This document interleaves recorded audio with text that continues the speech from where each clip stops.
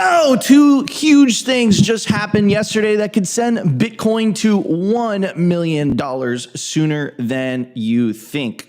The bill to buy 1 million Bitcoin is back, but with a very interesting twist. And the new inflation numbers just cleared the runway for Donald Trump, or for the Fed, to change course, lower interest rates, and money printer go burr. Today, we're going to be revealing how this game-changing bill could not only pay off America's debt, but there's a new angle to the bill that seems to imply you might not have to pay capital gains on your Bitcoin. That's not 100% confirmed, but a lot of people are speculating and they're interpreting it in that way. But before we get to that, let's play the clip from Cynthia Lummis announcing the bill yesterday. Senator Cynthia Lummis, let's check it out. I'm so pleased to announce that today I will be reintroducing the Bitcoin Act.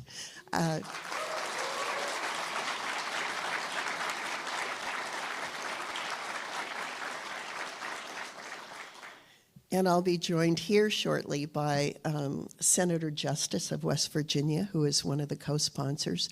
And we have several other additional co-sponsors. And a lot of it is a result of the... So, I mean, absolutely historic. Senator Lummis has been really pushing this forward for a long time now, the Bitcoin Act. And here's the official press release. Congressman Nick, I don't know how to say it, pronounce that last name, Begich, thank you, Opti, and Senator Lummis introduced Landmark Bitcoin Act to establish a U.S. strategic Bitcoin reserve, a groundbreaking bill that sets forth in law a national cryptocurrency policy that will establish a strategic Bitcoin reserve to enhance America's financial stability, global competitiveness, and economic sovereignty. Announcing the bill during an address at the Bitcoin for America Summit happened yesterday. Great talks and speeches, by the way. Congressman Begich reaffirmed his commitment to securing the United States leadership in digital assets and financial innovation. The introduction of this bill marks a historic moment in U.S. financial policy, ensuring that Bitcoin, often referred to as digital gold, is formally recognized as a strategic national asset. Quote, America cannot afford to fall behind in this financial revolution. A strategic Bitcoin reserve ensures that the U.S. remains an economic powerhouse, leveraging digital assets to counter adversarial monetary policies and reinforce our global leadership.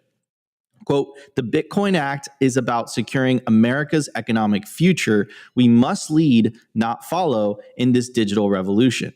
The time to act is now. Senator Lummis has been instrumental in bringing the Bitcoin discussion to Capitol Hill, and I'm proud to work alongside her in advancing this historic legislation. Right, and we just played you guys a clip of her announcing it. I mean, it's pretty crazy. And one thing I'll say too, guys, is I think you have to look at things from a historical perspective, because it does provide a little bit of context. Back with the 6102 order, the infamous order by FDR to essentially make it illegal for U.S. citizens to own gold and hold gold, that was initially done via executive order. And then it wasn't until that, so that happened in 1933, and it wasn't until 1934 that there was actual legislation that was passed. So the way that it's currently structured, and we talk about this all the time for you guys, right? The Republicans have a majority in the House, so I'm not worried there. I think it will pass the House. And the Senate is where it becomes a little bit more difficult, because they only have 53 seats. And for whatever reason, it's not filibuster proof. They need at least 60 seats, or the bill could be slowed down essentially. So they do technically need 7 Democratic senators. So it has to be bipartisan for this to be passed and then to be put on Trump's desk. I have no doubt in my mind that Trump's going to sign this, right? Especially, he did say he wants to make the U.S. the Bitcoin capital of the world, right? So not surprised at all. There was also some very, very interesting talks and speeches too, at this event. I think Bitcoin Policy Institute did a great job. Bitcoin Magazine did the coverage. Frank Corva, he was there, and he wrote essentially a recap of all the most important events, which we're going to go through. We're going to go through for you guys. One of my favorite keynotes was Jack Mallers talking to Paolo, the CEO of Tether. I found that really, really interesting. A very interesting conversation. So anyways, I do want to give a shout out to the audience, almost 1,000 of you guys watching live between all platforms.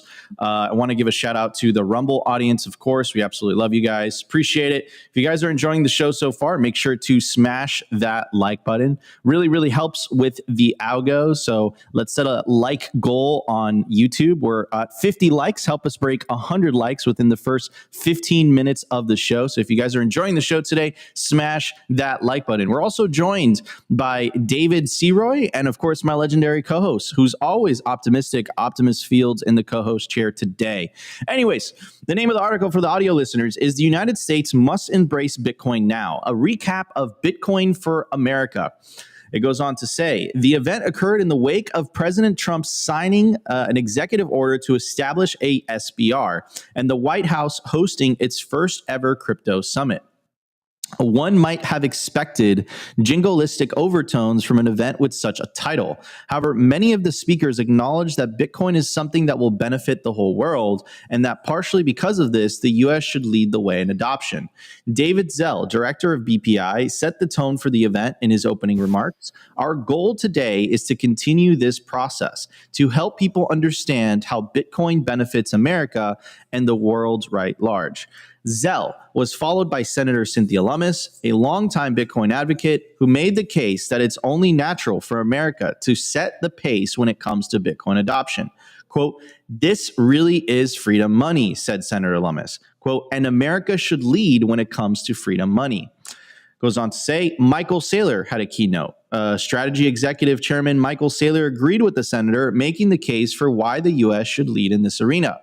Quote, "I'm here today to show you how the Strategic Bitcoin Reserve represents a strategy for the United States' digital supremacy in the 21st century." He went on to argue in favor of Bitcoin as digital property, asserting that the United States should acquire as much of it as possible so that it could rent and refinance on top of that property. He also poised that trillions of dollars in commerce will flow over the Bitcoin network, which is another reason why the U.S. should prioritize acquiring its share of the network. Moreover, he asserted that Bitcoin embodies American values and that owning it is the next best thing to living in the U.S. Quote, "Everyone who is living in Asia, in Africa, would move to the U.S. if they could. Quote, they'd move their money to the U.S. if they could. They want the currency of the U.S. They want the security of the U.S. They want the values of the U.S., but they can't have it. So the second best thing they can have is to move their money into the Bitcoin network, which has all the values, protection, and security of the U.S. Next up was Vivek Ramaswamy. This was a very popular presidential candidate. He originally was part of Doge. Apparently, he's not part of Doge anymore, but he gave a speech as well. The headline is Bitcoin, Vivek Ramaswamy, Bitcoin's long-term return is the new high-risk hurdle rate. It goes on to say, he set the stage for this claim by making the case that we're moving back into an era of scarce capital. He shared that this will be the inverse of the past 15 years, during which the Fed printed money en masse in a matter similar to a drug dealer doling out drugs to hungry users, as he put it. He explained that institutions are going to once again have to consider the question, quote, what is my opportunity cost of capital? And in doing so, they'll have to define a hurdle rate for both low and high risk investments. Ramaswamy argued that the hurdle rate for low risk investments is the 10-year U.S. Treasury, while the hurdle rate for a high risk investment will be the rate of return on Bitcoin over a 10 to 15 year period. He then closed out his talk by pointing out how American ethos and the Bitcoin ethos overlap. I agree, by the way. And he goes on to say, quote, I think Bitcoin and what it represents more than as a financial asset also helps to fill that hunger for a symbol, a reminder of what American greatness is all about. You know, I'll say this because this is obviously a very American-centric event, and the way that obviously, you know, they're all these keynotes are to representatives, and I mean, it was hosted in DC, right? But I will say is that, you know, to kind of loop in what Saylor was saying in the beginning, Bitcoin exports the American dream worldwide, right? The American dream is like anyone could own a home. Now with fiat and how much it's broken things, and it's spread worldwide, right? Even the United States. Like if you're in the younger generation, you most likely can't afford a place, right? Bitcoin fixes this. Bitcoin makes the American dream possible. The American dream isn't dead. The American dream has essentially been exported worldwide. It's not that it's dead, it's that you're using the wrong currency. If you're using Bitcoin, life gets progressively cheaper over time. Things get cheaper, housing gets cheaper, food gets cheaper, everything trends to zero against Bitcoin. So I think that's what Saylor meant in the beginning, and very, very interesting outlook. And again, it's bringing hope to the world, where the world is full of this inflation darkness, I would call it. Matthew Pine says, this is his keynote: the world is paying attention to Bitcoin after the SBR.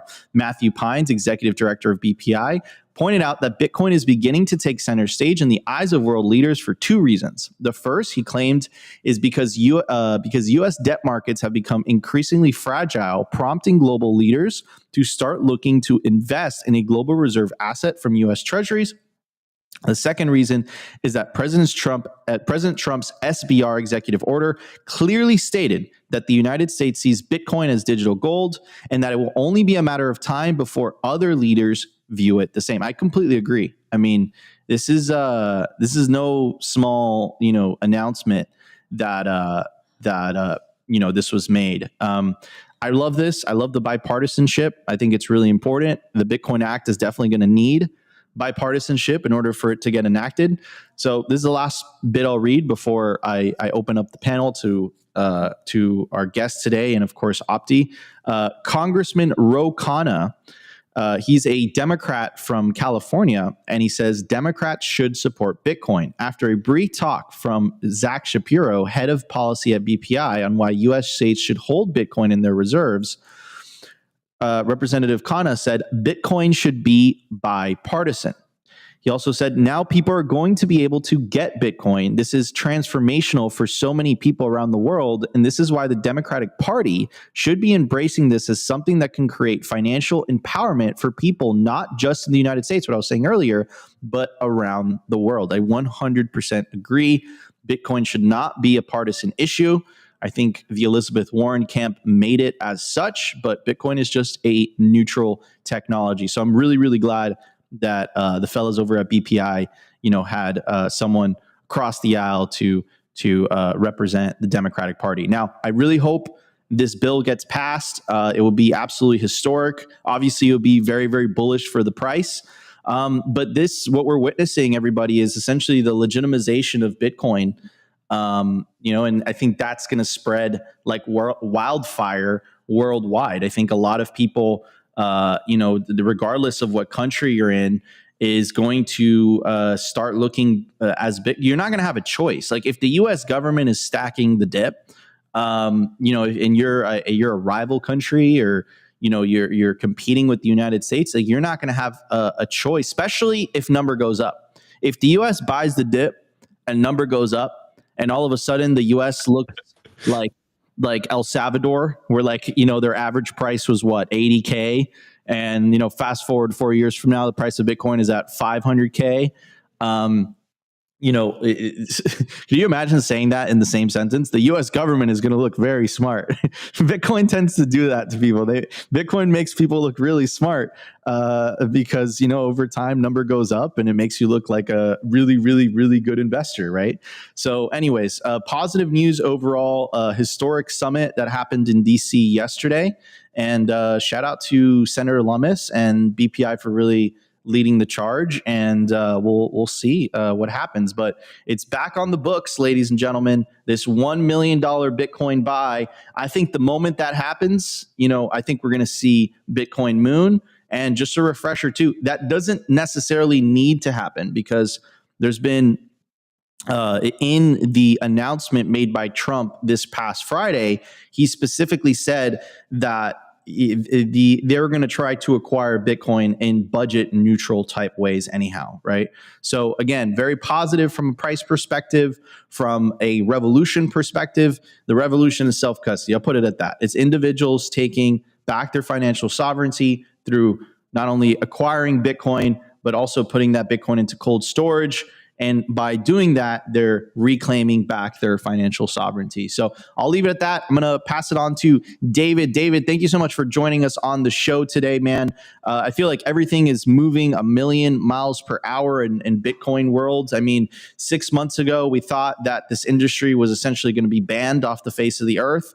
And then all of a sudden, boom, bam, bang, you have the president signing executive orders. You have senators introducing bills. What's your take on all this, man? Well, first of all, I know you kind of said that facetiously about being banned, but you can never ban Bitcoin. You can only ban yourself from it. And I think that realization was setting in for a lot of people, including these governments, where they're like either, get on the train or get off the tracks type thing.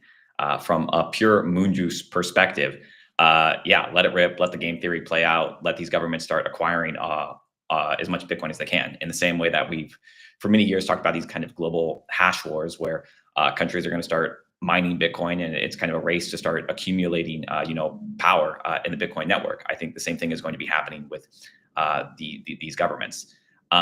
With that said, if I'm being honest about like my own personal views, like I really don't give too much about like government securing Bitcoin, let alone like them acquiring it, possibly via methods of like theft, whether it's like taxation or just like stealing funds from them.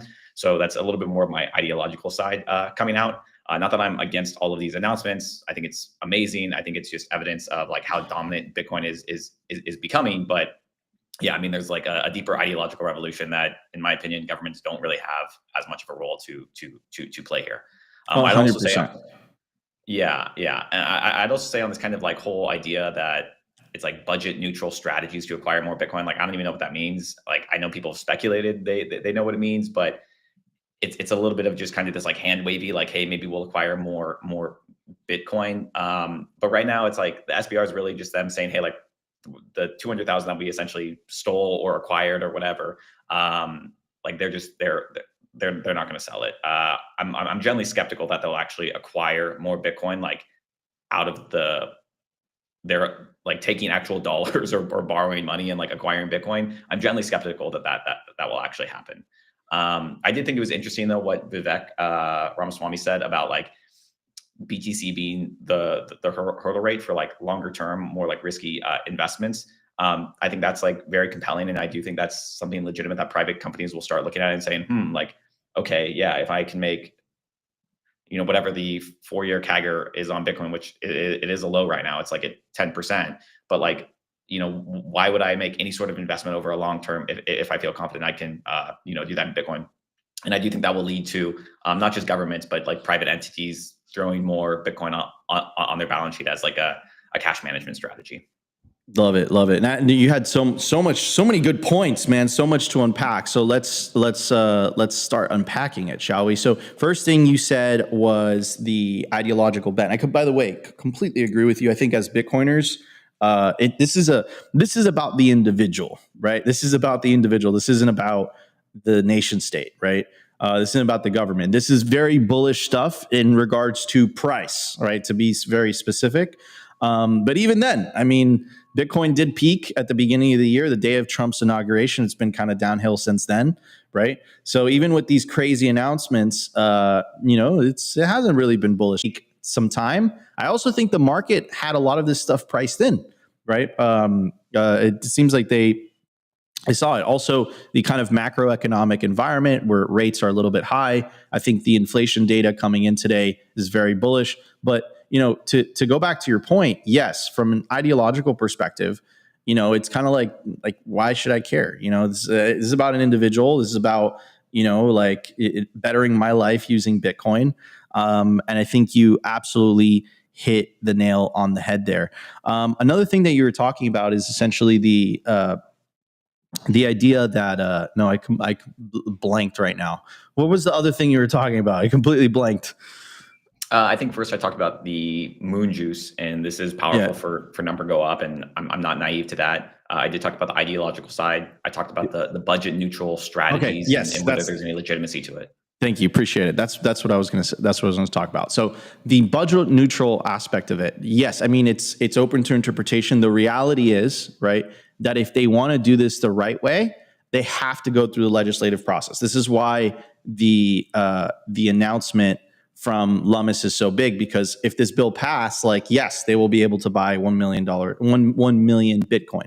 But if this bill doesn't pass, the way that they're trying to go around that, the executive branch, is they're basically saying, listen, we're going to be able to acquire Bitcoin in a budget neutral manner, which means that it's not going to be a burden on the taxpayer. So a lot of people are speculating that essentially they're going to start to reallocate budgets towards acquiring Bitcoin. But as David was saying, a lot of that is theory. Saylor said he would like to contribute to help to come up with ideas, but essentially they don't really have the authority to just use American taxpayer money to acquire Bitcoin. So they have to do it in a way where it's budget neutral. They're not spending additional money. They're just reallocating some of the existing resources, and they're pointing that towards Bitcoin. Could they do that? Is that legal? I have no idea. I mean, all the things that I've seen the last 10 years, I feel like the government could basically do anything and then apologize later. So, I wouldn't be surprised if they did it.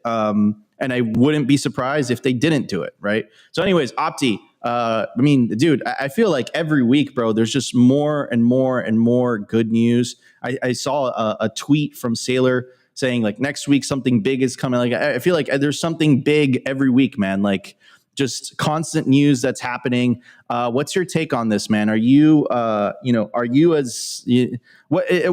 feel about what Dave was saying? Yeah, well, I tend to kind of agree. I've been saying for a while now on the show that I think the narrative around a strategic Bitcoin reserve might be stronger than the actual mechanics of it playing out. And I think we're starting to see this obviously play out on a global scale, that now that Bitcoin has pretty much been endorsed by the US government, a lot of nations around the world and banks around the world, they're all starting to take Bitcoin seriously. Obviously, the first domino was Larry Fink, and now we have the US government. So I do tend to kind of agree with what David is saying, that, and what you said. I'm very much more inclined to be bullish on people taking Bitcoin versus nation state acquiring and accumulations of Bitcoin. But I think the narrative around it is obviously huge, and this is something we've been talking about a long time on this show, about now Bitcoin seems to be maturing and we are entering a new paradigm. And now, just kind of going into this reintroduction of the Bitcoin Act by Senator Lummis and Nick Begich, there is some interesting things here. Now they have 6 co-sponsors to this bill, and I believe the numbers so far are 12 politicians that are on board. So it does seem like it's picking up steam, and it does seem like there's more of a palette for actually acquiring Bitcoin. And Nico, you did misspoke a little bit on a little earlier. It's not $1 million buying a Bitcoin; it's buying 1 million Bitcoin by 2029. I did correct myself though. I said $1 million initially, and then I said 1 million. People Bitcoin. In the chat are like, wait, was it 1 million Bitcoin or $1 million? It's 1 million Bitcoin by 2029. Bitcoin, that's the plan. And the long-term plan is that they want to use that to pay off the US debt. Yeah, exactly. Yeah. Now, there is another thing that David did bring up, and you brought up as well. I found that Vivek speech pretty interesting, though I think I might disagree a little bit. He said, Bitcoin has become the high risk hurdle rate, and most people are using treasuries as the hurdle rate, that you need to essentially, make more than 5% on treasuries to basically justify any investments.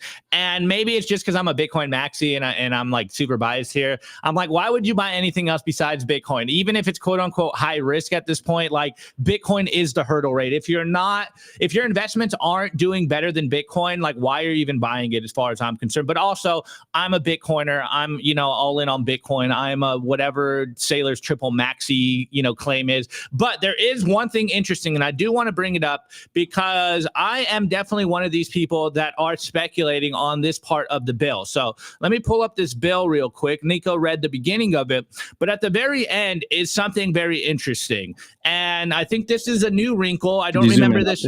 Yeah. I don't remember this being a wrinkle in the old introduction of the Lummis bill. And maybe there just wasn't a palette there yet. Like it wasn't favorable to even talk in this way, but we've come a long way in the last year. And it's this part right here. So a key provision of the Bitcoin Act affirms the right of private individuals and businesses to own, hold, and transact Bitcoin freely. The bill explicitly prohibits the federal government from interfering with self-custody rights, reinforcing the core American principles of financial sovereignty and economic liberty. Obviously, this is super vague at this point, and we'll only be able to see after the fact what that means. But I don't know, reaffirms the right of private individuals to transact Bitcoin freely. What does that sound to us Bitcoiners? It seems like they might be treating Bitcoin as money at this point. And maybe as we've been kind of hearing the rumors about reevaluating the IRS policies around Bitcoin and stuff, I would love for that to mean eliminating capital gains on your Bitcoin and just treating it as money. I've been saying for a long time we should be treating the Bitcoin price as essentially the fiat exchange rate. So it's going to be very interesting once we actually get the whole bill, like in whatever the proposal is, and we can read through it and see what it actually means. But I thought that was a very interesting wrinkle in this new reintroduction of the Bitcoin Act. Now, I did ask the chat, do you think you're going to see the Bitcoin Act pass in 2025? 77% of you guys are bullish that it will happen. So I guess maybe we're all getting caught up in the frenzy of it's our time now. This time is different. They are going to make it happen, buying 1 million Bitcoin by 2029. So we'll see what happens. 100%. David? Yeah. I know everyone wants to get caught up in the frenzy and the moon juice and hit it, bro. This is a hardcore Bitcoin audience. So your take is extremely welcome, and I'm really glad that you brought that up. Well, I think if the U.S. government bought 1 million Bitcoin, not $1 million, but 1 million Bitcoin, then they are signaling to the world that, hey, we are concerned about our debt problem. And you're undermining the credibility of your promises, which is tens of trillions of dollars of people that hold treasuries that now are feeling a little bit shaky about it. And while we think that holding Bitcoin will solve the debt problem, what if by signaling that the government says, hey, I'm going to sell all, everybody says, I'm going to sell these treasuries. This is a horrible investment. And that's going to skyrocket interest rates, which would actually perpetuate the debt problem and make it worse. So it's difficult to say that acquiring Bitcoin and the expected increase in price would outrun the detrimental effect of increasing debt. So it puts the US government in a precarious position that if they start actively buying Bitcoin in size, that is a blaring alarm to the rest of the world. So I'm gently skeptical that will happen. On the capital gains as well, no chance. No chance they remove capital gains. But even if they did, while it would be awesome, the reason why you want to remove capital gains is because people are sitting on big gains and they say, well, it'd be nice if I could sell some of this Bitcoin and not have to pay this absurd, capital gains. But imagine the people that are holding not thousands, tens of thousands, maybe even like hundreds of thousands of Bitcoin. They're saying, I'm going to actually take some money off the table. And I think this benefit of having no capital gains tax, which I doubt will happen, but even if it does, that would result in significant sell pressure. So people probably need a little bit of a reality check on that one as well. I love it. All I'm hearing is cheap sat. Sounds great. Well, I would love it. I would love it for sure. I'm down with it. But, Bitcoiners are the only people that celebrate potentially being able to stack cheaper sats, which is, it tells you everything you need to know about how we feel about the previous system. Anyways, I do want to give a shout out to the stream, shout out to the YouTube audience, shout out to the Rumble audience, which is absolutely popping today. 284 people in the Rumble live stream, 629 people on YouTube, and of course the X audience, 1,378 people watching us live on X. If you guys are enjoying the stream so far, whether on YouTube, whether on X, whether on Rumble, or you're watching or you're listening to it later on your favorite podcasting platform, make sure to smash that like button, share the content, get the orange signal out there. We absolutely love you guys. We appreciate you guys.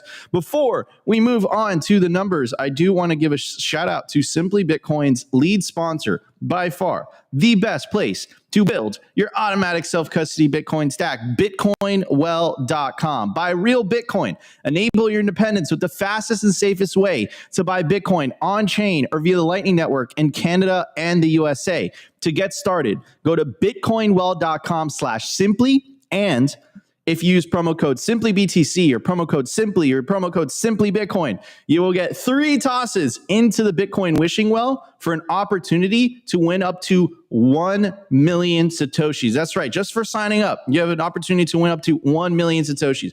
Use promo code, again, SimplyBTC, sign up to the platform or go to bitcoinwell.com/simply. Totally up to you. I also want to give a shout out to Bitcoin Well Infinite. It's a white glove OTC desk.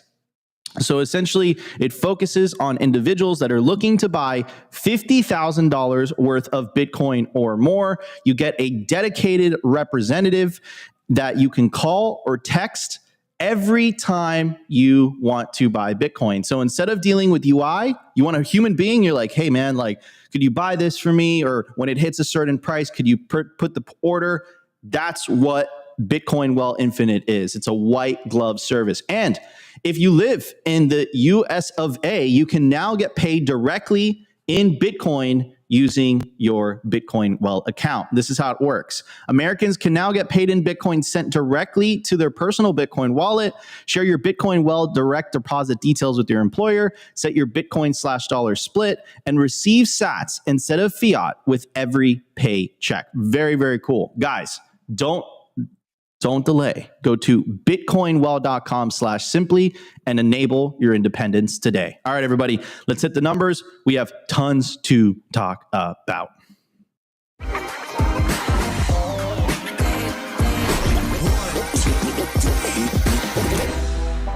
I want to tell you guys about our sponsor, Stamp Seed. Is your Bitcoin in cold storage really secure? Are your seed words really secure? Stamp Seed's do-it-yourself kit has everything you'll need to hammer your seed words into commercial-grade titanium plates instead of writing them down on paper. Don't do that. Paper sucks. You want to literally stamp your seed into this plate of titanium. Your words are actually stamped into the metal plate with this hammer. So once your words are in, they aren't going anywhere. No risk of the plate breaking apart and your pieces falling everywhere. Titanium stamp seeds will survive nearly triple the heat produced by a house fire. They are also crush-proof, waterproof, non-corrosive, and most importantly, because this is generational wealth, time-proof. All things that paper is not, allowing you to hodl your Bitcoin for the long haul. I mean, here is the plate that they crushed. They put in water, they put a blowtorch to it, and as you can see, the words have survived. Stamp your seed on Stamp Seed. And you can use promo code SIMPLY to get 15% off anything on their store. Head over to stampseed.com today. All right, everybody, you guys know the deal. You want to make it over the finish line with your generational wealth, which is why you want to get yourself a Stamp Seed kit. You only have to get the kit once, and then you could order as many plates as you want. Check out this limited edition Stamp Seed plate that I got in the mail yesterday, right? You know, the front, which is very normal, but take a look at that. Simply Bitcoin on the back. Shout out to James. I have yours, and I'm not going to give it to you. I'm going to keep it. Wow. Because this is a very, very special plate. So guys, go check out all their custom plates on stampseed.com today. Again, use promo code SIMPLY. Store your generational wealth properly so that it survives the test of time. At the time of recording, the Bitcoin price is 81,910. Block height, 887,497. Sats per dollar, 1,221. Market cap, 1.62 trillion. Bitcoin versus gold market cap 7.88%. Percentage issued 94.45%. Decline from all-time high negative 25%. Realized monetary inflation 0.93%. In the grand scheme of things, we are just getting the party started. Here is a clip from Legacy Media. Shout out to TFTC for reposting it. It says Michael Saylor suggests the U.S. should sell all of its gold for 5 million Bitcoin. Again, moving the Overton window. I keep saying this. Like, you guys have to understand this. Like, our job as Bitcoiners is to move the Overton window. So the idea of self-custody isn't radical. So the idea of Bitcoin isn't radical. So the idea of individuals holding custody of their wealth isn't radical. We got to keep moving that Overton window. And the way that we do that is by saying shit like this on TV, by Trump basically saying, look, we're going to audit the Federal Reserve, by Elon Musk posting that Keynes was a great evil. And I'm referring to The Economist, right? And so, like, this is what I'm talking about, right? This is what I'm talking about. We have to move the Overton window here. Of course, Saylor being extremely bullish. And I mean, like, again, guys, like, if I would have told you 2 or 3 years ago, where would be today? The fact that from the White House X account, they're basically saying, like, look, the U.S. is going to be the Bitcoin capital of the world. You would not have believed me. Back in 2020, if I would have told you that a country was going to make Bitcoin legal tender in 2021, you would not have believed me. So in Bitcoin terms, things happen a lot faster than people anticipate. And all you have to do is pay attention to your surroundings. Pay attention to what just happened. I mean, that, that meeting that Senator Lummis, that summit that happened yesterday was historic.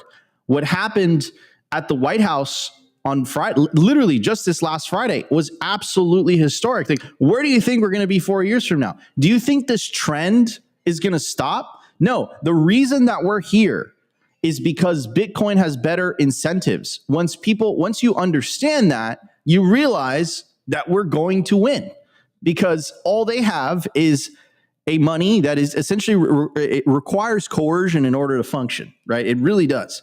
Like, I don't think if people had a choice between better money and inferior money, I think most people would choose better money, and especially over the long term, that becomes more and more apparent. Bitcoin is the superior asset. Anyways, I'm going to play you guys this clip of Saylor talking about how the U.S. should sell all of its gold for Bitcoin. I don't know what the purpose of a Bitcoin central reserve is, and I haven't seen the details of why that's important. Bitcoin is emerging as the world's reserve capital network. People are realizing that Bitcoin is better than real estate. It's better than stocks.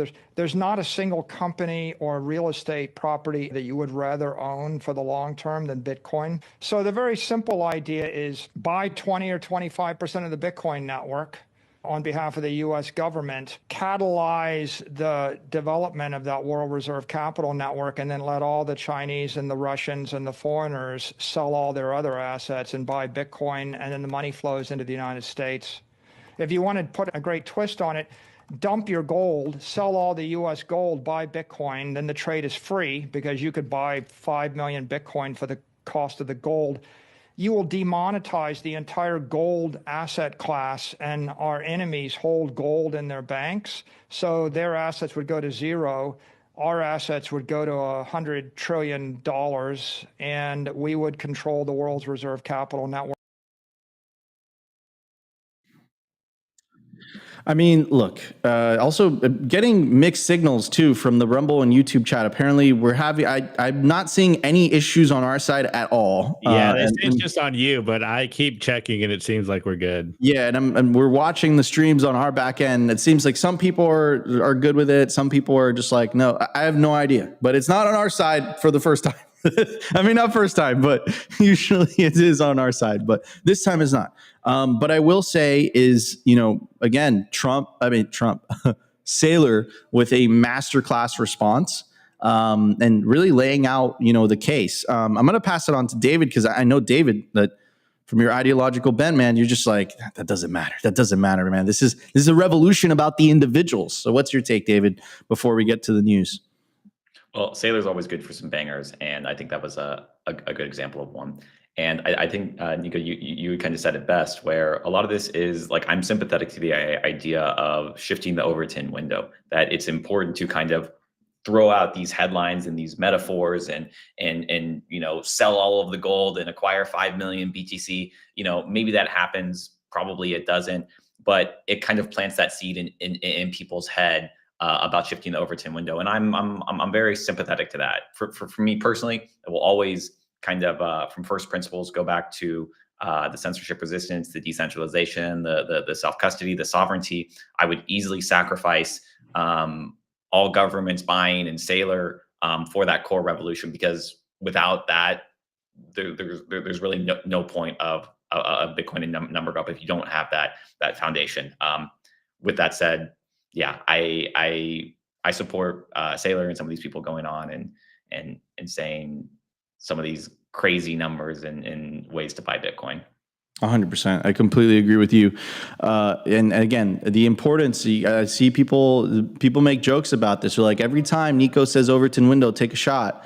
I see that all the time in the chat. Like, guys, you have to understand how important that is, because again, like, think about where we were 5 years from. What do we want, right? We want to fix the money, fix the world. In order to do that, you have to move the Overton window. Whether you make fun of me for saying it or whatever, like, you have to do it. You don't have a choice. The way that we do that is with media. The way that we do that is by getting people to buy Bitcoin, putting it in self-custody, benefiting from number go up technology, moving the cultural needle towards worldwide Bitcoin adoption. That's really what it's about, right? Opti, I'm going to pass it on to you, my friend. What's your take on this? I mean, Saylor is just like, he's like, look, gold is a shit coin, sell it all, buy Bitcoin, go from there. Do you think he's right? Or are you on the side of David where it's like, look, you know what? I would personally prefer, Bitcoin not to be acquired by the US government. I know it might pump the price, but, I'd rather, it might take slower. It might take a longer time for it to get to 1 million, but, I'd rather want Bitcoin in the hands of the individuals rather than in the hands of one of the most powerful governments on the face of the planet. By the way, I'm not the only one that believes this too. There's been other Bitcoiners as well that have written pieces recently about this. Opti, what's your take? Yeah, well, from an ideological perspective, of course, I'm in line with David here. As much as I like the narrative around the U.S. buying Bitcoin, I'm not here for, continuation of the fiat money machine or the fiat war machine. And this is why I became a Bitcoiner in the first place.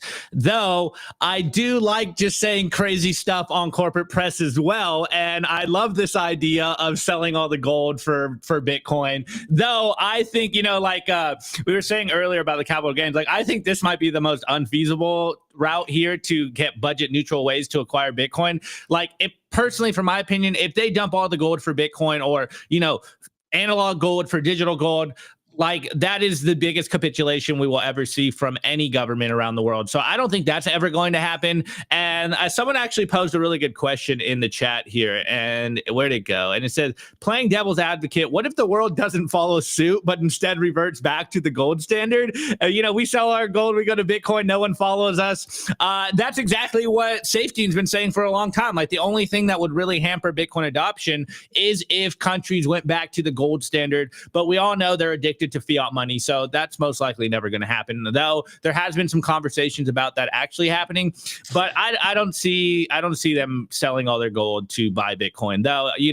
It would be a pretty glorious day for us Bitcoiners. We'd be like, yes, we were right, we've been telling you for years, you should have listened a long time ago. But I just don't see that playing out. But hey, I love Saylor going on Yahoo Finance and being like, yeah, you want to know some budget neutral strategy? We should just sell all of our gold and buy Bitcoin. And you guys know my stance. I want to demonetize gold as quickly as possible. I want a gaudy house covered in gold. I want my own Mar-a-Lago here. So I'm all for demonetizing gold in real time, and everyone realizing that the utility of gold is better than actually using it as a money in a store of value. So hey, I'm all with that. That's right, ladies and gentlemen. You heard it here first. Opti is launching Opti. Only 1 million sats for Opti-Lago. Opti-Lago. Only 1 million sats for a yearly membership. Opti-Lago, and it's going to be all in gold. The entire thing is going to be made in gold.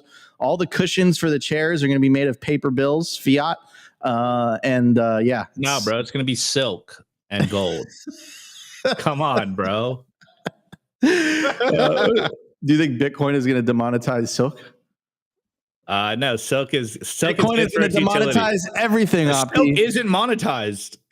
Okay. Anyways, I do want to give a shout out to the new merch. By the way, this has been flying off the shelves. We should have totally bought more because we're about to sell out, especially the hoodie, guys. It seems like this is a fan favorite. It's extremely comfortable, guys. This isn't drop ship.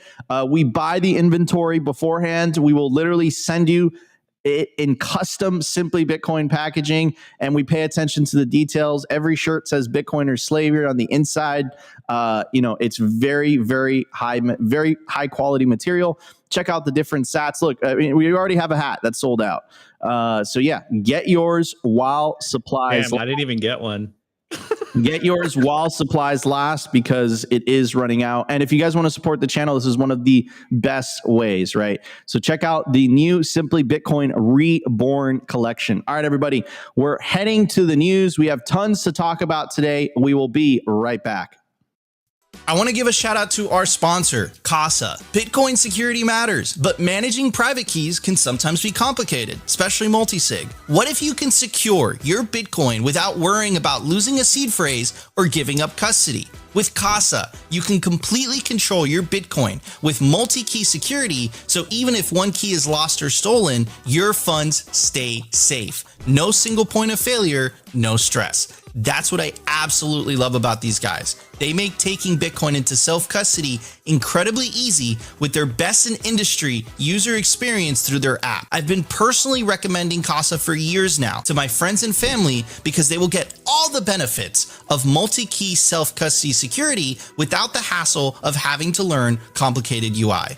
And if you're thinking of one day passing on your Bitcoin to the next generation, their inheritance plan has you covered. Also, if you're a business looking to add Bitcoin to your treasury, do it the secure way with Casa for Business. To get started, go to casa.io today and get 5% off Casa Standard or Casa Premium with promo code SIMPLY.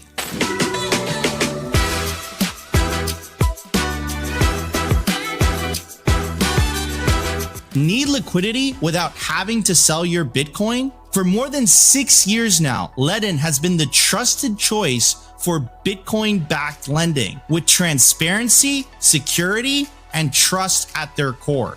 I absolutely love these guys, and I personally have not only an account with them, but also a loan. And some of the key features that I love about Ledn is the fact that there are no monthly payments. You pay at the end of the term. You also have the ability to roll over the loan as well, and you can pay it back whenever you want. Essentially what they do is that they help their clients unlock the liquidity of their BTC, allowing you to hodl while still accessing the wealth of your Bitcoin. They've been battle tested with their focus on transparency, security, and trust, allowing them to build a proven track record of client success and security, helping tens of thousands of clients harness the value of their digital assets with confidence and peace of mind. Learn more about what your BTC can do for you. Check out ledn.io today. All right, ladies and gentlemen, smash that like button if you guys are enjoying today's show. It really helps with the algos. Want to give a shout out to the audience. We got 2,300 people watching live across YouTube and X. And of course, we got about 320 people watching live on Rumble. Smash that like button, guys. Really helps with the algos and to push this content forward.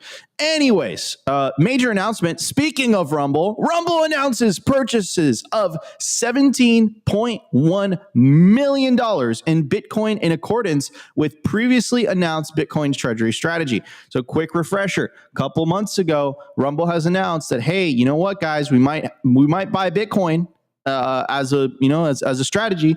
And, they're following up and they're saying, you know what, they are buying Bitcoin. In fact, they bought $17.1 million worth of Bitcoin. Here's the official announcement and some quotes from the CEO. We're excited to announce these purchases and allocation of Bitcoin as part of our treasury strategy, as well as a larger strategic move as we further expand our ties to the crypto industry. These holdings have the potential to serve as a valuable hedge against inflation and will not be subject to dilution like so many overprinted government-issued currencies. Goes on to say, Rumble chairman and CEO Chris Pavlovski, as a leading video and cloud services platform for the crypto community, we are proud to officially hold Bitcoin as we continue to grow and ingrain crypto into our company's DNA. And of course, this message is coming after a major announcement that Tether was going to be making a major investment, or better said, they made a major investment into this incredibly awesome alternative video platform that here at Simply Bitcoin, we're huge fans of Rumble. When we got deplatformed, and we're super thankful for Team YouTube for reinstating us, but when we got deplatformed for a short period of time, we were streaming exclusively to Rumble, and man, just seeing how our audience it was incredible. It was great to see. So love Rumble as a platform. Big fan of YouTube as well, of course. And, just big fan of all the platforms we're allowed to post on. And we're trying to continue to post on Nostr, man, but Zap.stream is giving us a hard time. So if you guys are, Nostr experts and you guys want to let us know how we can get the Nostr stream back up and running again, please let us know. Send us a DM on X and, we'll figure it out. Anyways, I do want to get David's thoughts on this. It seems like another publicly traded company is adopting a Bitcoin strategy. I feel like any individual, any entity, any country that adopts a Bitcoin standard versus people that are still on the fiat standard, you have a major competitive advantage. David, what are your thoughts? Yeah, I love seeing private companies pursue the Bitcoin strategy. I believe Rumble is public, by the way. Oh, okay, public, but regardless, like not like a direct, government entity. I think it's a great strategy. It is interesting that Tether is just Godzilla, and they're making sickening amounts of money, and they wrote a big check to Rumble, and then Rumble is taking a large percentage of that and investing in Bitcoin. So in some ways, I see this almost as a distribution strategy for Tether to, take a lot of its treasury revenue and acquire Bitcoin. I have mixed feelings on that because Tether is a great company, and I really like Paolo, and they're very, oriented to Bitcoin, but all these stable coins indirectly perpetuate, even directly perpetuate the debt crisis and are kind of antithetical to the whole mission. But if they're going to exist, it's pretty dope that they're funding these Bitcoin aligned companies and probably gently pushing them to buy Bitcoin. So overall, very, very cool. And I am optimistic that we'll see a lot more of it. Absolutely. 100%. Opti, what's your take on this, my friend? Yeah, well, that last part, couldn't agree more with David. Tether is literally the most profitable company in the world right now, and I'm glad that they're Bitcoiners. You guys know I'm not the biggest fan of stablecoins. I'm a Bitcoiner. Bitcoin is my stablecoin as far as I'm concerned, but I do love to see Rumble smash by a bunch of Bitcoin. Obviously, we love Rumble. We love what they're doing. I'm really waiting for them to also implement the Bitcoin super chats over there, because that's going to be a game changer, I think, for content creators.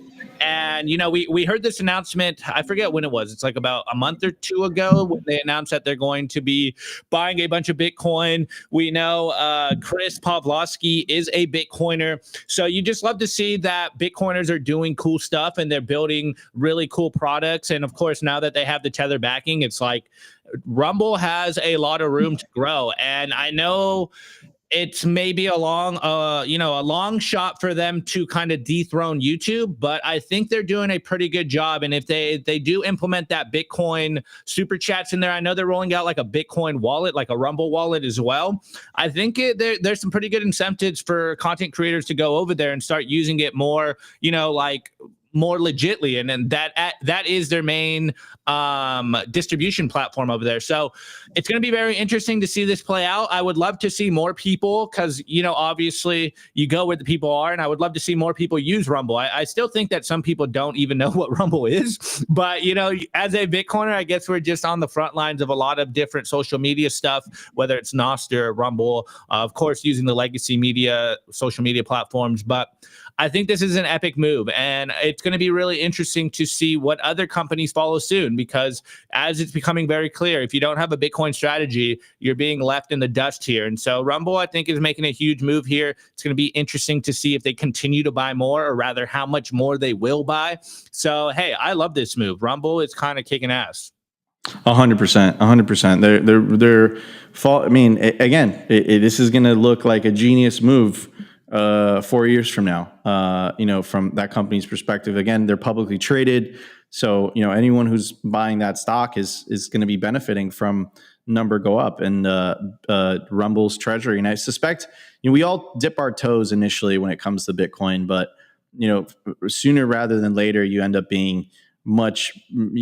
having a much bigger exposure than your initial kind of purchase and whatnot.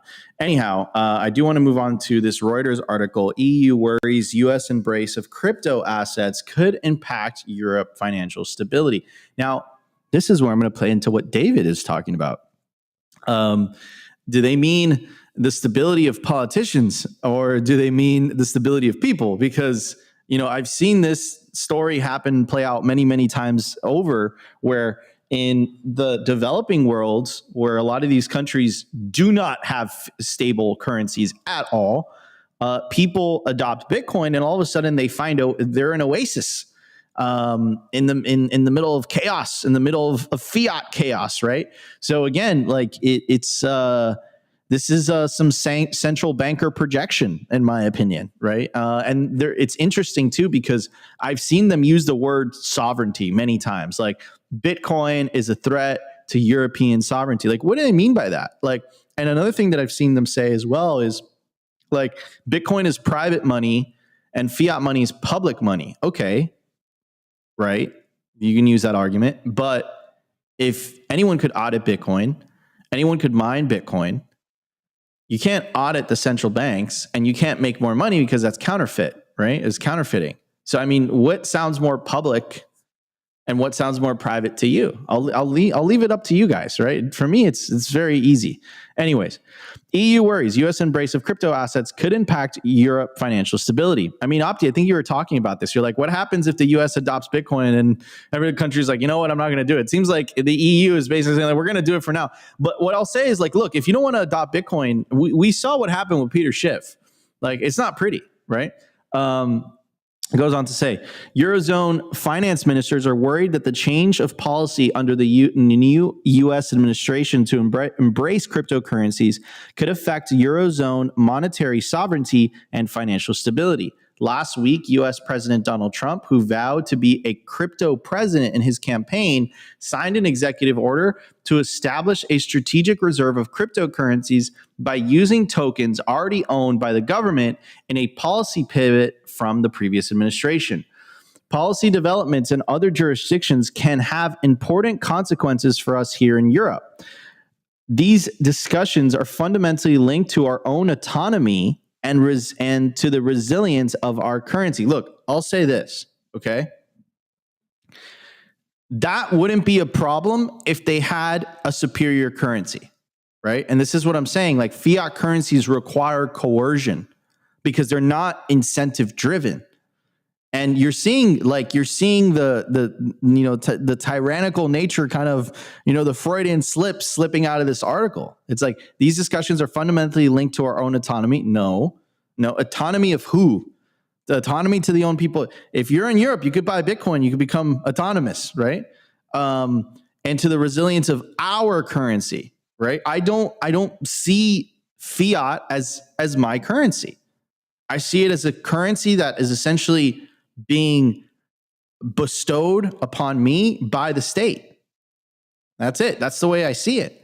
And you could say our, but I mean, And I think that's how they justify the theft. That's how they justify inflation, is by saying, oh, it's our autonomy, it's our currency. No, I really believe that fiat currency is the currency of politicians. I do not believe it's the currency of the people. I believe Bitcoin is the currency of the people. And, it's as simple as that. Like, anyone could mine Bitcoin, anyone could audit it. Everyone is equal in the eyes of the Bitcoin network. It doesn't matter whether you have 500,000 Bitcoin like Saylor or whether you're a pleb that has 0.01 Bitcoin. Saylor doesn't have more influence over the network than the pleb, right? It's literally a level playing field. That's what makes Bitcoin beautiful. And I would say that's what makes it the people's money. The fact that you can audit it, that's what makes it public. So, all these excuses and word jargon and legalese, like, if you know what's going on, it's bullshit, right? They're just scared that they're losing the power of the money printer. It just comes down to that. It's really simple. Anyways, David, am I reading into this, way too hard, or, what's your interpretation of that article? Specifically what they're saying. Like, it feels like projection, bro. Yeah, I mean, no lies detected. The article says that the European Union is concerned about Bitcoin, and I'm like, that checks out for me. They have decades of really horrible policy making that are catching up to them.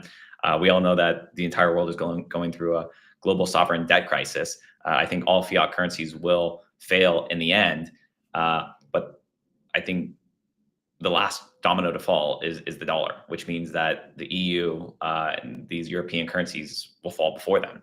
And I think they feel the pressure of Bitcoin knocking on the door and realize, damn, when some of these dominoes do fall, they're not necessarily going to be the last ones, but maybe they're going to be ones that hit before the dollar fails. And that fear is perpetually creeping in on them. So I think the article is totally accurate. 100%. 100%. Opti, what's your take on the article? What are you doing to Chrissy, man? Why is she so vengeful? Well, I mean, I'm going to try not to be too harsh on Europe, but, Europe is absolutely wrecked, and I would not want to be there. And they have their own problems and to really think about Bitcoin or what America is doing with Bitcoin. And, I've said it before, like, I'm glad that I don't have to listen to anything coming out of Europe for the last 250 years. This is the GOAT response here. But I did see this yesterday, which is very, very interesting. Let me pull this up. Okay, so we have this tweet from Ursula von der Leyen, who's, of course, president of the EU Commission, and she dropped this little tweet, and it does remind me of some narrative and memes and some mimetic power we heard come out of the World Economic Forum, but let me just read it for you. Europe has all it needs to take the lead in the competitiveness race. This month, the EU Commission will unveil the Savings and Investment Union, where this is the kicker here, where will turn private savings into much needed investments. That's fucking crazy. And we'll work with our institutional partners to get it off the ground. Kind of reminds me of the you'll own nothing and be poor and have fun. What does that mean? We'll use private like, it's so crazy. They feel entitled.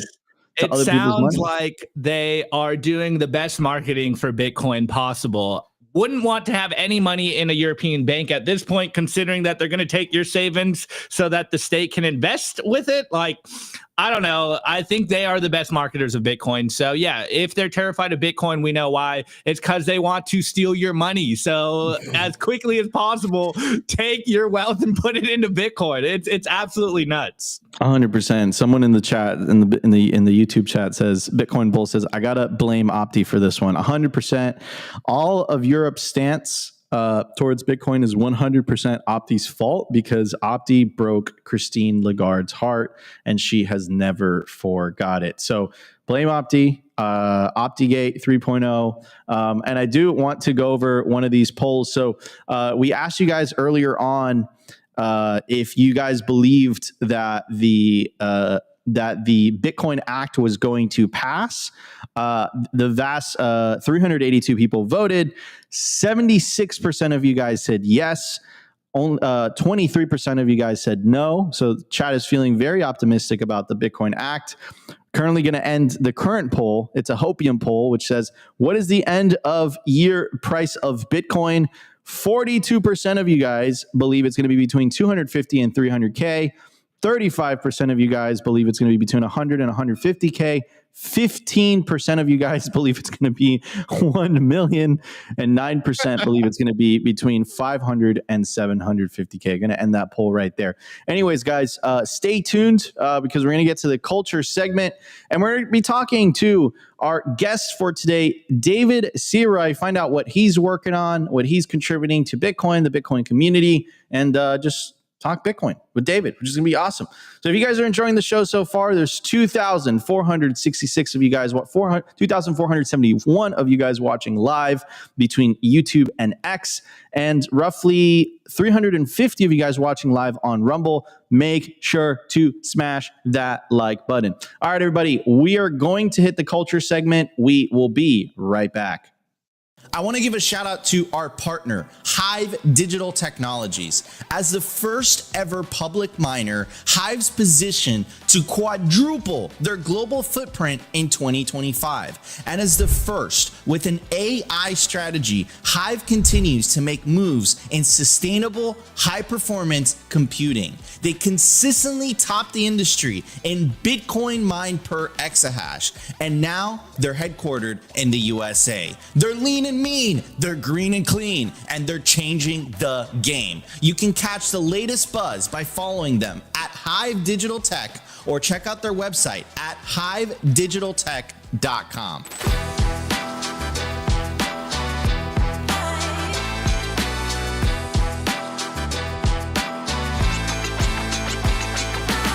I want to give a shout out to our partner, CoinKite. If you take your Bitcoin security seriously, you'll need the best Bitcoin hardware wallet on the market to take self-custody. That's where Cold Card comes in. The Cold Card Q is the most advanced Bitcoin signing device ever made. It's got a full keyboard, larger screen, and NFC support, making air-gap signing easier than ever. It's built for power users who want the ultimate security without sacrificing usability. And if you're looking for a battle-tested, uncompromising cold storage, the Cold Card MK4 is your go-to with PSBT signing, an industrial-grade secure element, and USB-C. It's the perfect blend of security and convenience. Both devices are, of course, 100% Bitcoin only, open source, and built by Bitcoiners for Bitcoiners. Secure your Bitcoin the right way with the Cold Card Q and the MK4. Head over to coldcard.com today and use promo code SIMPLY to get 5% off anything on the store. All right, everybody, we are back. We're back. It's the culture segment. Smash that like button if you guys are enjoying Simply Bitcoin Live. Opti, I'm going to pass it on to you, my friend. What are we going to talk to David about today? Yeah, so guys, First, David, who are you, bro? Who are you? What do you do? Yeah, sure. I work for a company called Alpin Labs. We're building ZK rollups on Bitcoin, which is an alternative layer 2 scaling solution to something like Lightning. I guess I technically lead ecosystem there, but really I just spend most of my days doom scrolling Bitcoin Twitter. Just like everyone else. Just like everybody else. All right, so I was going to say, guys, this might get a little technical here because we are going to be talking about scaling Bitcoin, but I think it's a conversation that you guys need to be exposed to. So, David, first and foremost, let's just kind of start from the beginning. Does Bitcoin need to change to scale to 8 billion people? If you want to scale to 8 billion people definitively with 100% certainty, if you want to do this without custodians, you have to add some sort of functionality to Bitcoin. Even in the Lightning Network white paper, I'm assuming most of the audience will be familiar with Lightning Network. They say if we wanted to scale to the world, we need to increase the block size to like 200-fold of what it is currently. So there's really not been any magical silver bullet.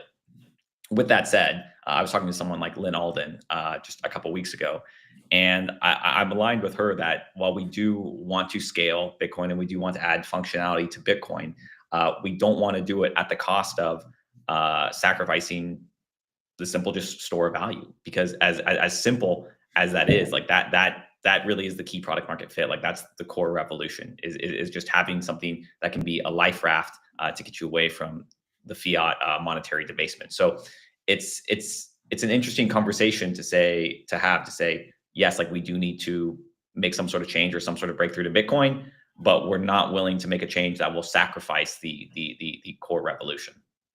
Got it. Yeah, and that's obviously a fundamental shift from a lot of the people that have forked off from Bitcoin. But before we get into what you're working on, Optic, can I interject and ask some yeah, go questions? for it. There's some very interesting things here. So, okay, so so you said essentially you wanted to like it would be very difficult to change the current rules of Bitcoin, because if you did, essentially it wouldn't be sound money anymore. Do you mean, because essentially, like, for anyone who doesn't know, like if you increase the block size, it raises the bar for resource requirements in order to run a node. If the resource requirements are higher, less and less people are going to run nodes.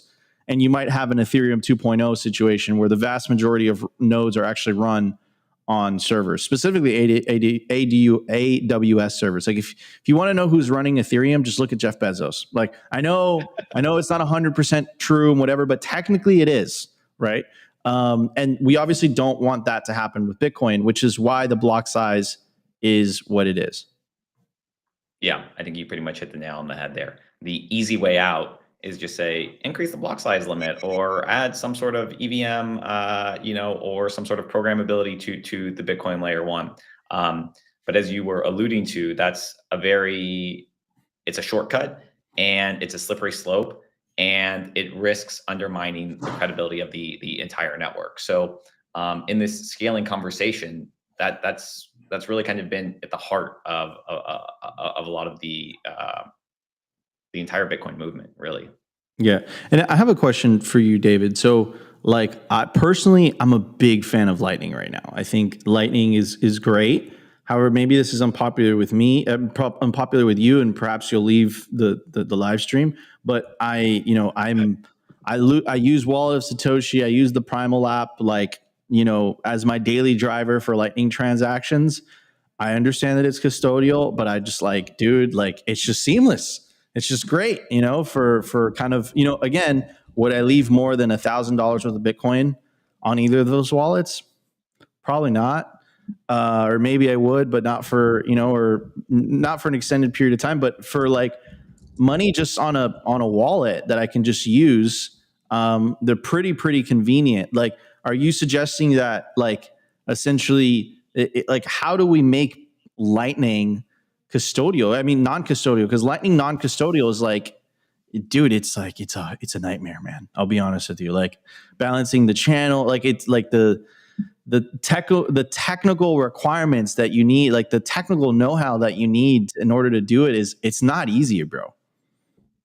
Yeah, I mean, I don't want to, be a wet blanket here. I love Lightning. I respect a lot of the team there, like Elizabeth and Gentry, and I mean, tons of people, Lalu, all working on Lightning. But you kind of said it yourself. You're like, oh, I really love Lightning. By the way, it's custodial. It's like, well, then why the hell do we have Lightning? If we're just going to use custodial services, what's the point? And, I was also recently, we were talking with David Marcus and the Lightspark team. And David Marcus is the former, CEO of PayPal. And he was working on the Libra project to build a stablecoin. These are world-class, businessmen and engineers. And he is openly now saying that Lightning is incapable of scaling in the way that they want to provide the UX to users in a self-custodial manner. That's pretty brutal. Don't get me wrong, there's still very much a product market fit in a use case for Lightning. But if you want this end consumer self-custodial experience, this is a pretty credible person who's saying it's just not there. So people are saying, okay, maybe Lightning will now work as this kind of connectivity tissue rather than this end user experience. I'm not going to make a strong judgment call on that, but this is kind of the reality on the ground. There's also, let's assume that Lightning was self-custodial and it did have these very cheap, instant, fast payments. That's amazing. But Lightning doesn't have any sort of expressivity and programmability to it. And as much as we kind of rag on Ethereum and shitcoins and there's no product market fit there, I mostly agree with that. But there is some benefit to actually having programmability in these scaling solutions. You know, one of like a couple examples are things like, you know, there's a feature called account abstraction when you have programmability where there's a hardware wallet inside of our phone. Most people don't know this. There's basically a ledger, basically a Trezor inside of there. And you could use your phone as a way to actually cold store your coins. And you can scan your Face ID to be able to transact with them, but you need programmability in order to do that. And that's something that just Lightning literally cannot do without custody. So even the most ardent of Bitcoin maxis have to kind of agree like, hey, it'd be really nice if I could use my phone as a cold storage device. It'd be really nice if maybe the people that do want to use stable coins can actually pay their transaction fees in stable coins. It'd be really nice if we wanted to onboard 1 million people in Africa and we say, hey, we'll cover any of the onboarding or transaction costs. We'll cover the transaction fees for them. It'd be really nice if instead of just doing push-based payments where I push a payment to you because you send me an invoice, that somebody could pull-based payments where you can now do subscriptions. Like there's such a wide swath of different functionality that we really need for payments, aside from just like, here's an invoice, you know, scan it. And I think people really underestimate that. It's not to say Lightning can't work. It's just saying, you know, it'd be nice if we can just explore this other functionality, bringing it to Bitcoin. The last two use cases I'll say is things like borrowing. My most maxi of maxi friends, even if they hate all other use cases, they still want to be able to borrow against their Bitcoin. And there are ways to build borrowing platforms where right now people can borrow against their Bitcoin and DeFi, as much as people hate that, at like 4.5% with like no set loan term up to like 85% loan to value. Like these things murder, they annihilate the solutions of, you know, my friends, the companies that they run, the Ledins and the hodls and you know, the peer-to-peer lending. Like there's actual legit product market fit here, and I would love to see that come to Bitcoin. The final thing I'll say is Bitcoin-backed stablecoins. Bitcoin-backed stablecoins go so fucking hard. You know, like we know stablecoins have product market fit begrudgingly. We'd love to have everyone on Bitcoin, but how cool would it be if we could say, look, if you're not ready for Bitcoin, here's instead a Bitcoin-backed stablecoin, something that is censorship resistant, that can't be stolen from you, that can't be, you know, rugged from you, that doesn't perpetuate this fiat debt game. This is a way cooler type of stablecoin. And we're now at the point where some of these Bitcoin-backed stablecoins are legit, like not like Terra Luna, where these completely fake Fugazi things, but they're hardcore, no rehypothecation, no fractional reserve, no decentralized in name only. Like you can start building this stuff. So I know I went on a little bit of a rant there, but there's some cool shit outside of Lightning on the scaling front. Yeah, I mean, dude, that's so insightful, bro. Really appreciate it. And let's focus on what you're doing lately, because you're dedicating your life to this at the moment, correct? Yeah, pretty much. So several years ago, there was a researcher named John Light. He actually received a grant from Alex Gladstein at the Human Rights Foundation, and he wrote a research paper showing how we could build this concept called ZK rollups on top of Bitcoin. And a ZK rollup you could think of as like a side chain, similar to something like Liquid, except it actually solves what's called the trustless two-way peg, meaning that you can bridge BTC, the asset, from the layer 1 into a more expressive layer 2 without the traditional trust assumptions, without a centralized federation. And in many ways, like this was the holy grail that we've talked about in Bitcoin for over 10 years. This was the problem that Blockstream and all of these major Bitcoin companies were always trying to solve, but were never able to. And now the cryptography is actually caught up to a point where we can credibly bring this stuff to Bitcoin. And I want to be clear, without any changes to Bitcoin whatsoever. Would it be beneficial if we got changes to Bitcoin and covenants and maybe a soft fork? Yes, but it's not needed. And that's igniting a lot of excitement in Bitcoin. People say, great, maybe we can have our cake and eat it too here, where we don't have to, you know, get in these holy wars about changing Bitcoin, but we can add a lot of this functionality that is just a different set of trade-offs for scaling than what Lightning offers. That's cool. 100%. No, I 100% agree with you. And it's interesting. I've never heard of this. I've heard of Liquid. So many people talk about Liquid, good things about Liquid. heard about, obviously, use Lightning. I mean, not in the correct way, right? In the custodial way. But big fan of custodial Light. I'm just gonna say it, guys. Nico is a big fan of custodial Lightning. The convenience is awesome, but I get it. It's not the way that you should do it. So does this scale? What you're referring to? Like, does this scale? That's question number one. And why is it more popular? I haven't heard about it, right? So like, why isn't this more popular? Why isn't this on more people's radar? Well, the last question first. It's a bit novel, and it's a bit, ZK is this kind of like magical cryptography tech that I think is very, very exciting for people deep in the trenches, but it hasn't yet made it into the mainstream Bitcoin conscious yet. And even for someone like myself, who's a big fan of it, I think everybody is guilty until proven innocent. And it's kind of the onus is on us to ship the code, make it open source, allow people to use it, rather than you trusting me on this call and saying that this is going to be some god tier thing that's going to save Bitcoin. Nobody's saying that. I'm just kind of informing you what is potentially coming, and people can take it upon themselves to ask more questions or research it. In terms of does it scale? Well, there's two things that it could add.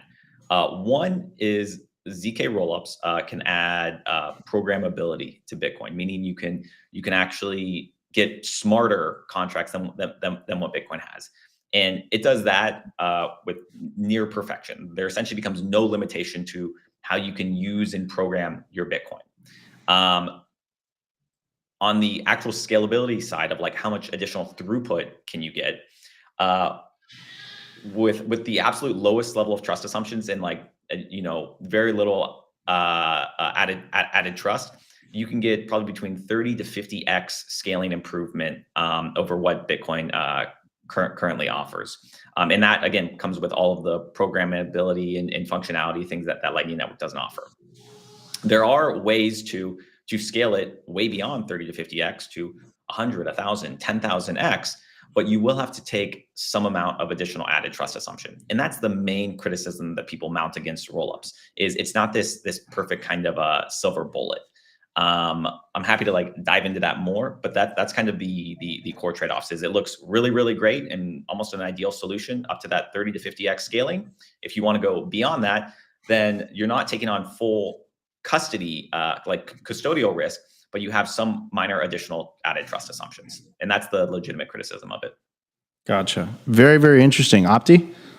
Yeah, I mean, I think, look, someone in the chat says, sorry, I can't understand this at all. So maybe could you break this down for the left side of the bell curve Bitcoiners here? Yeah, I think we talked about Liquid, which is a side chain. So you take your Bitcoin from layer one, you essentially give it to a federation or a multi-sig, and then they represent that BTC as Liquid or LBTC on the Liquid side chain, which then allows you to have additional functionality with it. Maybe you can use it for privacy. Maybe you can use it for faster payments. Maybe you can use it for, yes, again, these smarter contracts in Liquid. But that LBTC that you're holding, that kind of derivative token, which has been minted by the Federation, you are trusting them that they will not steal the underlying Bitcoin from you. You are trusting them that they will not censor you over there. And so this is the key limitation of something like Liquid.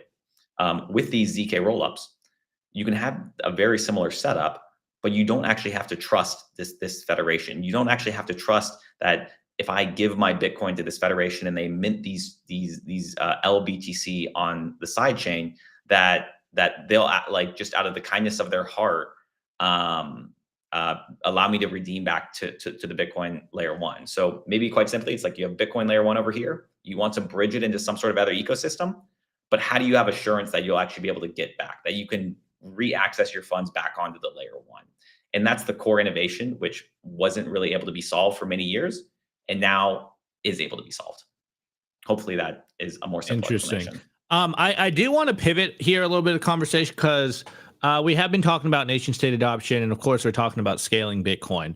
Now, from your perspective, you are trying to build, layer 2, something to scale Bitcoin. What's your thoughts on this kind of trope we've been hearing, or it's rather not a trope, but this conversation and concern we've been hearing on Twitter about the fact that now Bitcoin is becoming more of a, national strategic reserve, that it's going to be a lot harder to kind of implement new changes and scale Bitcoin moving forward because this is a national security issue now. So what's your thoughts on that moving forward? I think Bitcoin ossifying and not changing is a huge risk. And in some ways it's death of the protocol. And I think you can go and watch a video that Jack Dorsey and David Marcus and Steve Lee and some of these people who opened up Presidio Bitcoin in San Francisco recently, where they talk about this, that ossification is a huge risk, and we should not be complacent with Bitcoin just being in the place that it is and it truly never changing for the next 100 years. That's a little bit disconnected from reality, and I do think that it's a risk that if too many of these governments or nation states get involved and they amass power, that it really is in their best interest to say, you know what, like maybe we don't want to change Bitcoin because we don't want to introduce, like the ability to have privacy on a layer 2, because governments hate its citizens having privacy. Or they say, we don't want to introduce functionality that allows people to self-custody, because then their friends on Wall Street can actually be responsible for custody. And Larry Fink and BlackRock can custody all of their Bitcoin, and they can earn fees and flow. I think these are very real concerns that we can't sleep on. And while I'm Absolutely. not advocating necessarily to be actively changing Bitcoin, I think that it's important to say, are there pragmatic changes that we can get consensus on and slowly but steadily improve Bitcoin? 100%. I mean, it's oh man, the ossification camp versus this is very controversial in Bitcoin land. I remember seeing a debate in Lugano, between the two camps. Luckily, I don't have to opine because we just cover the news. But yeah, I mean, I just see the trade-offs, man. Like there's trade-offs between the two. I think we have to be very careful with changing Bitcoin. I mean, the whole thing that happened with the I forget one of the BIPs just introduced the ability to for people. What was it called, Opti? What are those things called? Taproot. It introduced the Ordinals, ability inscriptions. yeah, it was like no one saw that coming, right? Like no one saw that beforehand, and then there's a BIP change, and then all of a sudden ordinals and inscriptions were just like flooding. Everyone was like losing their mind. So I feel like in like changing Bitcoin and improving Bitcoin has to be a soft fork. Obviously, it has to be backwards compatible, but also I think that there's always unintended consequences. So maybe I come from the ossification camp. Maybe David and I can't be friends. Maybe we should debate on this. Well, I'm curious who was on the ossification side in Lugano. Do you remember? Was it I Giacomo? don't remember, but I know it was Lop on the, if my memory serves me correctly. Lugano. I have to look this up. Well, anyways, Opti, do you want to continue while I look this up? Or David, just go. Yeah, continue. I think that the Overton window is kind of like all the points that you brought up are very valid. That there could be unforeseen, effects that occur. I will say in the past couple of weeks, there seems to be some rough consensus forming around a change for two opcodes, one called CTV, check template verify, and one for CSFS, which is check sig from stack. And these are two proposed changes that have been around for a handful of years now that people consider very low risk. And they're part of this category of covenants. And this is maybe, I mean, knock on wood, but it feels like this is the first time in a while where people are starting to form some consensus that says, hey, we're open to activating this. And there hasn't really been clear or credible pushback from anyone against these two changes. there are other changes like OpCat, for example, and people may be familiar with like Udi and Eric, who are trolls, and many Bitcoiners, don't like them. Like this would not include OpCat. But it feels like even people from the slow and steady or kind of more ossification sympathetic camp are aligning behind this fork. And that to me is interesting. I also think, we say that Bitcoin is very decentralized, and it is. But if you look historically at prior forks in Bitcoin, yes, it's decentralized, but really there were a pair of developers, like kind of god tier, holy, high priests, people like Greg Maxwell and Peter Willey, who people said, hey, Bitcoin is decentralized, but like, what do these people say? And they're the ones that have kind of like, advocated and pushed forward the activation of these proposals. And I think over the years, those people have stepped back and stepped down. And that has compounded this issue that's really kind of, for many people that are a bit newer to Bitcoin and don't understand the technical nuances, they've kind of like, respectfully, I mean this, they brainwashed themselves into thinking that ossification is good, when in reality, it's kind of like that the holy priests who were pushing this just aren't as involved anymore. So I was looking this up in the background while you were talking. So essentially the debate, the topic, by the way, if you guys want to watch this on YouTube. So the debate was use of Bitcoin block space. And it was Luke Dash Jr., Bitcoin Mechanic, Stefan Livera was moderating. And on the other side, it was Peter Todd and Pete Rizzo. So it was very, very interesting. I found another one though, Nico. I think that this is the one you were talking about, is Jimmy Song versus Jameson Lopp debating Bitcoin ossification. Yeah, there we go. Exactly. So yeah, I mean, it is a hot button issue for sure. And I think both sides have very good points. And I think that's a good thing, that there is debate. This is all good for Bitcoin.